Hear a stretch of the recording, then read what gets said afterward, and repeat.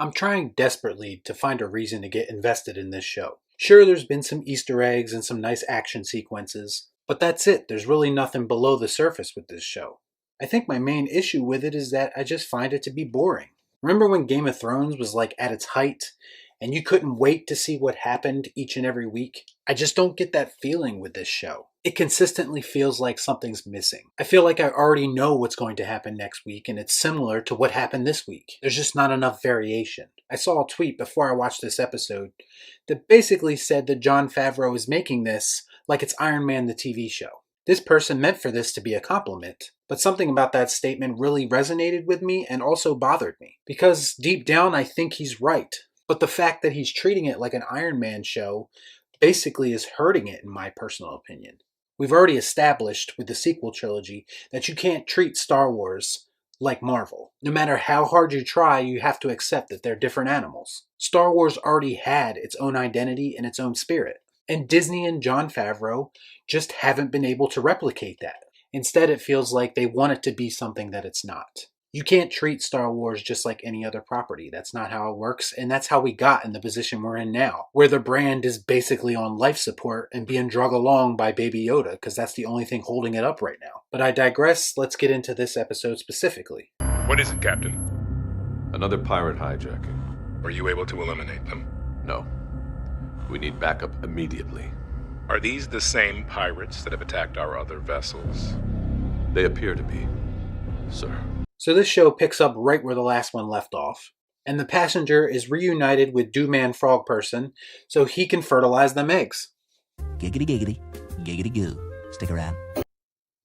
I'm really wondering how exactly that's going to work, but I don't really want to get into it too much. Mando takes the child to go get some grub and ends up bribing some people to tell him where the Mandalorians are that are supposed to be on this planet. So he gets that information and they offer to transport him, so they set sail. Yes, I said sail. I believe this is the first time I've ever seen a boat in the Star Wars universe. You can correct me if I'm wrong on that, but I just don't recall that ever being a part of this universe. I don't necessarily know that you would have a need for a boat, considering you have spaceships flying around everywhere, but I suppose that could be looked at as nitpicky. So the dudes that are transporting him basically double-cross him, and he's saved by 3 other Mandalorians. I feel like Mando gets double-crossed in almost every episode at this point. The Mandalorians take their helmets off, which instantly makes Mando question their legitimacy. The lead chick says that they are legit, and Mando is a part of an extremist group of Mandalorians who want to do things the old way. Mando disagrees, of course, but eventually they meet up again and decide to help him. This is where Mando talks about returning the child to the Jedi again. Now, this has been a question that I've been asking for some time because I was under the impression that during this point in the timeline, Luke would be the only Jedi, assuming that he hasn't already started training new Jedi. But more on that in a minute. So these 3 questionable Mandalorians decide to help Mando on his mission. But of course, they gotta strike a deal first, and Mando has to help them with something first, like we haven't seen that before in this show. Their plan involves boarding a ship full of stormtroopers and Imperial officers to basically steal weaponry so they can one day take back Mandalore. Once they get there, however, the actual plan is to take the whole ship, something they neglected to tell Mando. So once again, he's been double-crossed. He really needs to stop making deals with people, I think, at this point. Moff Gideon appears in hologram form. Again, he's the holder of the Darksaber, and he's essentially the de facto leader of these Empire remnants, and he tells them to crash the ship so the Mandalorians don't gain control of it. The Mandalorians arrive just in time, however, to pull up so the ship is not destroyed. The main Mandalorian asks the officer about Gideon and the location of the Darksaber. The Darksaber again has deep connections to the Mandalorians. But a deal is a deal, and Mando did help them obtain the ship, so they reward him by telling him the location of Ahsoka Tano. So I guess Obi-Wan, Yoda, and Luke were not the last 3 Jedi.